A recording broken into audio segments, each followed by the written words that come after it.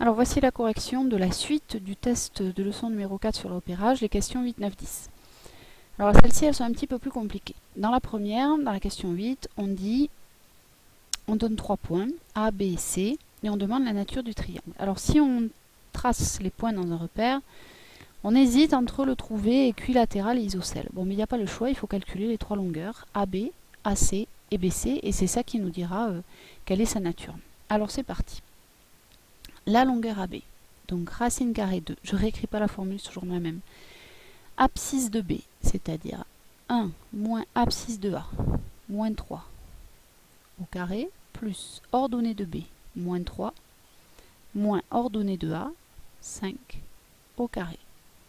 Ce qui nous fait racine carrée de 1 moins moins 3, vous pouvez demander à la calculatrice aussi, 4 au carré, plus moins 3 moins 5, moins 8, moins 8 au carré, c'est pareil que 8 au carré. C'est la même chose. Bon, si vous voulez, j'écris moins 8 au carré, comme ça vous vous souviendrez.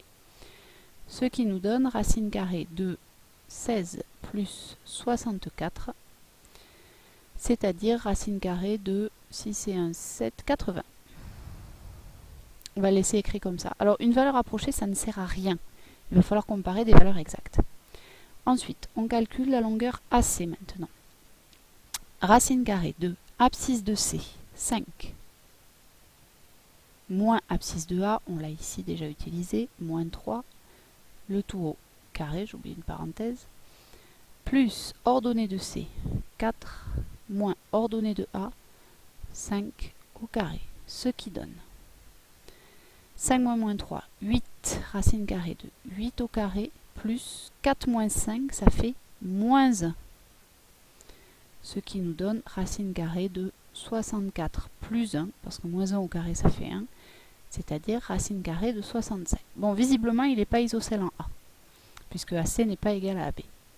Et la dernière qu'il nous faut calculer, c'est la longueur. Donc on a fait AB, on a fait AC, ben il nous reste BC. Alors, BC, ça nous donne racine carrée de abscisse de C, 5, moins abscisse de B, 1 au carré, plus ordonnée de C, 4, moins ordonnée de B, moins 3 au carré.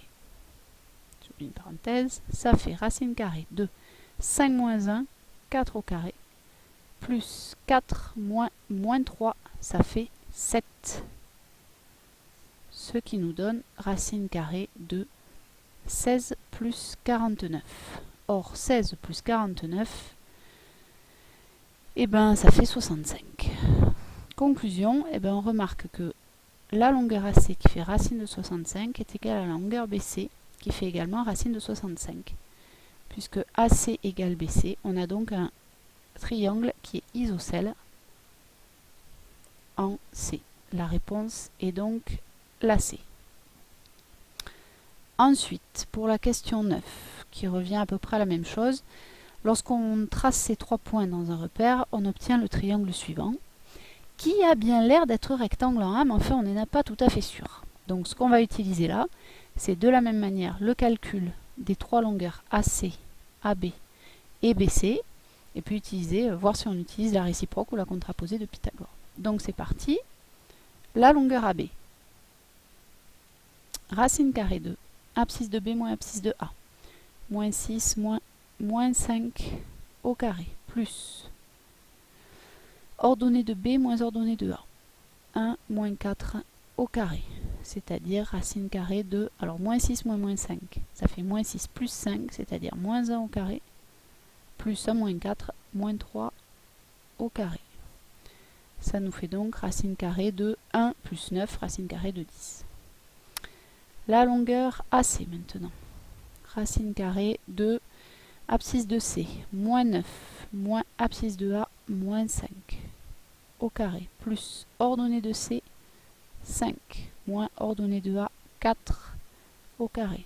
Ça nous fait racine carrée de moins 9 moins 5, ça fait moins 9 plus 5, c'est-à-dire moins 4 au carré, plus 5 moins 1, 5 moins 4, pardon, ça fait 1 au carré, ce qui nous donne racine carrée de 16 plus 1, 17. Et la dernière, eh ben, c'est BC. qu'il nous faut. Donc racine carrée de abscisse de C moins 9 moins abscisse de B moins 6. Je me trompe pas là? Non, c'est bon. Au carré, plus ordonnée de C 5 moins ordonnée de B 1 au carré. Moins 9 moins 6, ça fait moins 9 plus 6, ça fait moins 3.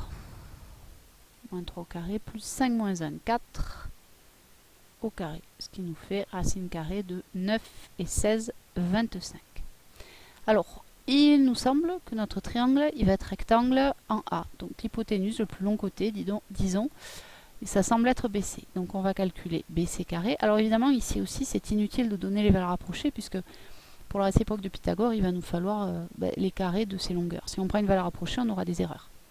Racine carrée de BC, ça fait 25. Et, pardon, BC au carré, excusez-moi. Et AC carré plus AB carré, ça fait 10 plus 17, ce qui fait 27. Or, 27, c'est pas égal à 25. Donc du coup, BC carré n'est pas égal à AC carré plus AB carré. Et notre triangle qu'on aurait pu penser rectangle, d'après la contraposée de Pythagore, il n'est pas du tout.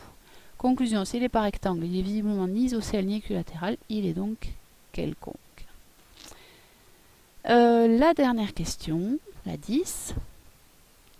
Alors, si le triangle ABC est tel que AB égale 4, BC égale 2, et AC égale 2 racines de 5, il faut qu'il soit rectangle quelque part. Alors là, c'est pas trop compliqué, il faut tous les essayer.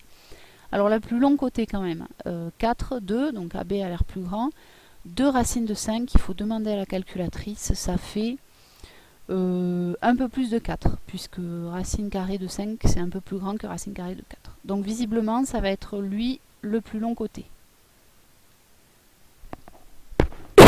Pardon.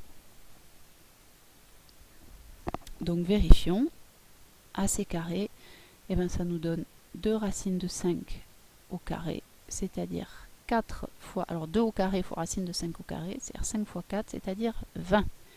Maintenant, si on calcule AB carré plus BC carré, cela donne 4 au carré plus 2 au carré, c'est-à-dire 16 plus 4, autrement dit 20. Et cette fois, d'après la réciproque, la réciproque de Pythagore, et bien, comme AC carré égale AB carré plus BC carré, alors notre triangle rectangle ABC, il est rectangle en B. Et donc la bonne réponse, c'est la B. Et voilà, c'est terminé.